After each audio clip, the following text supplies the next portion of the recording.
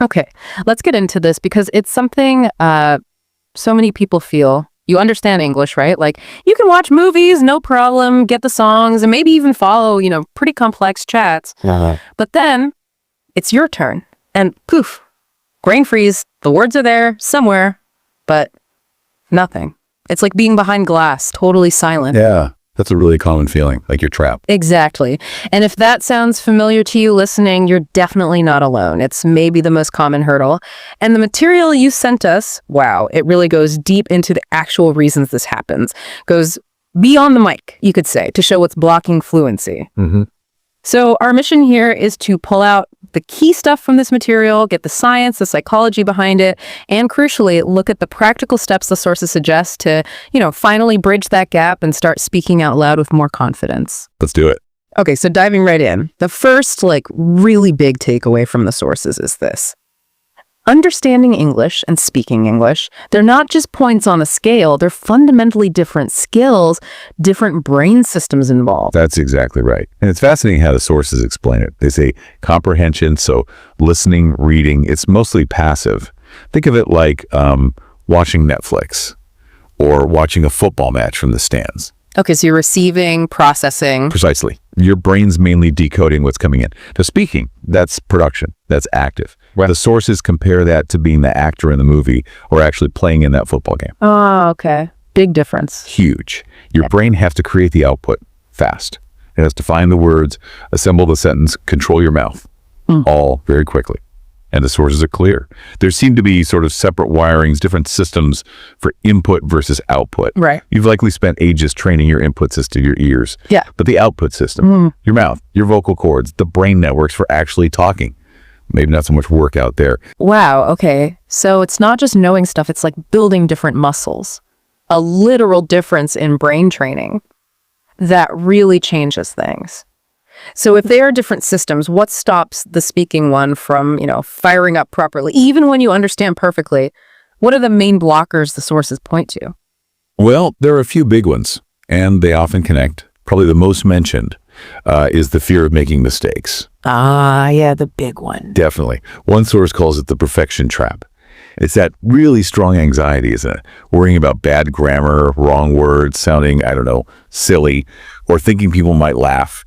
And that fear, the sources say, it's powerful. It can literally just freeze you up, stop the words coming out. And that trap leads to waiting, doesn't it? Waiting to be good enough. Absolutely. Yeah. That's a key point. Yeah. You wait until you know enough or your grammar's perfect. But, and the sources really stress this, that day, it never comes. Right. Native speakers mess up all the time. They stumble, they use filler words, make mistakes.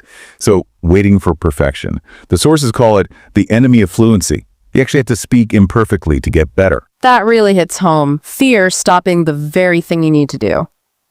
Okay, what else? What's another major block? Another critical one is simply not enough active speaking practice. The sources talk about an input-output imbalance. Imbalance. How so? Well, think about it. Maybe you spend, say, 90% of your English time listening or reading. That's input. And only 10%, maybe even less, actually speaking output. Yeah, that sounds about right for a lot of learner. Exactly. So your understanding gets strong, but the speaking part, it's weak, untrained. It's like wanting to run a marathon by just watching running videos. You got to actually do the running. Your mouth and brain need that active workout. Makes total sense. What about the thinking process before you even say anything? That's another huge one the sources highlight. Thinking in your native language first. Oh, the translation step. Yes. If your brain's default is to form the thought in your first language, then translate it word for word into English. Well, that creates this massive delay. Yeah, you can feel that happening. Right. One source calls it being stuck in Google Translate mode. It's slow.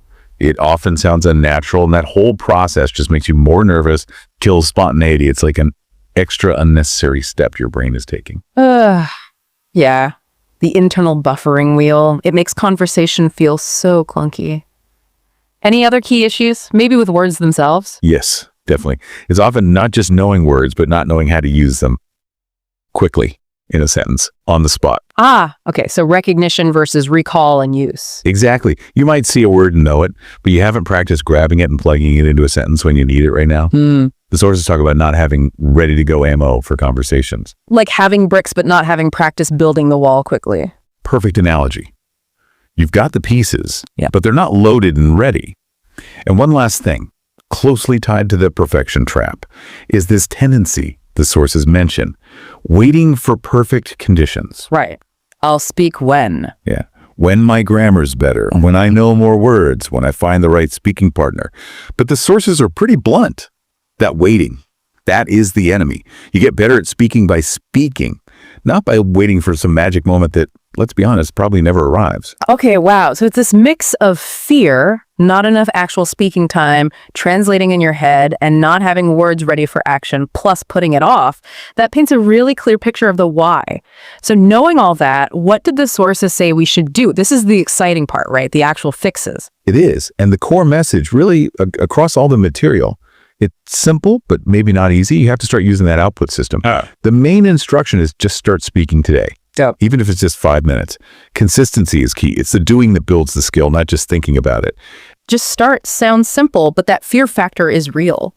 Did they suggest ways to ease into it, make it less terrifying? Oh, absolutely. A really popular recommendation, great for tackling that fear, is to start safe. Talk to yourself. Talk to yourself out loud. Yep. Narrate what you're doing. Simple stuff. One source calls it thought labeling, like, okay, I'm making coffee now. The tea's pretty hot. What am I going to wear today?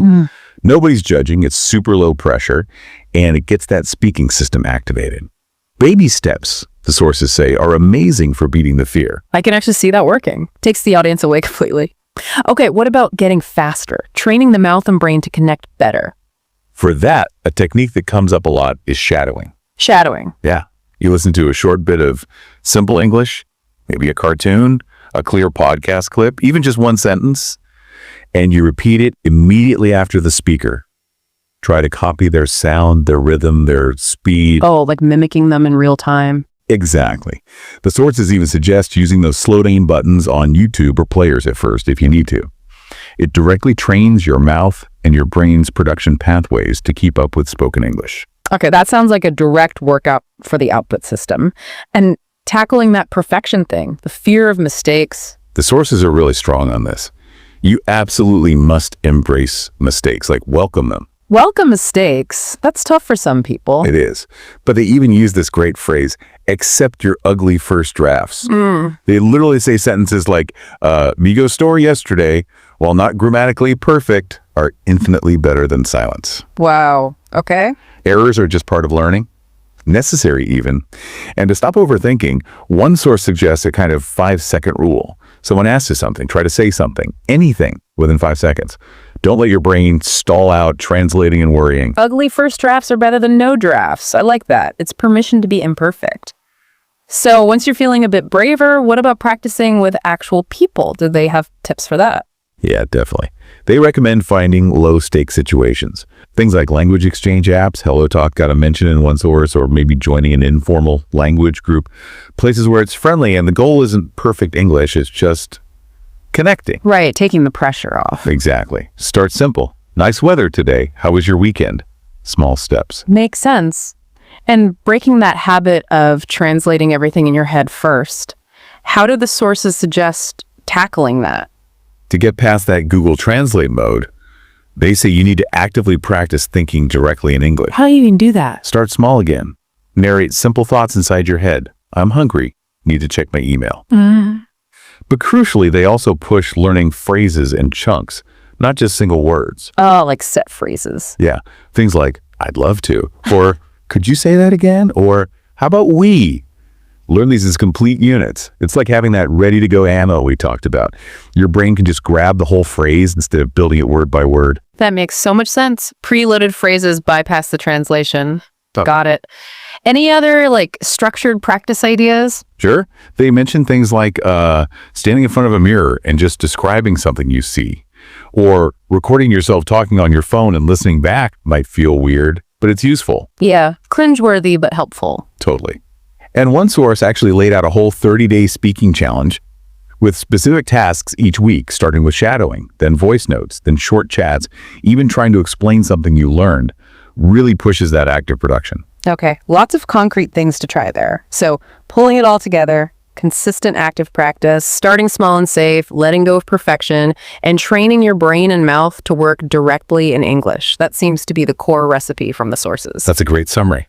So where does this leave us? This deep dive really confirms it, doesn't it? That gap between understanding and speaking is real, it's common, and it's rooted in these different processes, the fear and just not enough output practice. It's not about you not being smart enough or not knowing enough words. Exactly. But the really powerful message, the hopeful one from these sources, is that it's absolutely fixable. It's not permanent. Definitely not. And the main takeaway, the action item from all this material is basically, don't wait. Please don't wait for perfect. Start speaking now, today.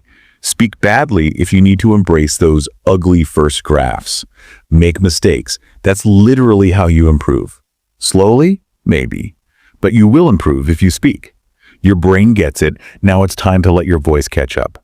Fluency, as the sources suggest, it isn't about perfection. It's about connection. And what's so interesting is seeing how tightly linked that fear, the need for practice, and even just the mechanics of how our brain handles language production really are. It's not just about learning rules, it's about, well, bravely switching on that output engine, which does make you wonder. Yeah. Well, it raises an interesting question for reflection, doesn't it? Go on. If getting fluent in speaking is really about activating and training these output pathways, training your mouth, training your brain to create actively, what kind of new connections, both inside your own head and maybe more importantly with other people, what becomes possible once you finally truly unleash that voice you've been holding back?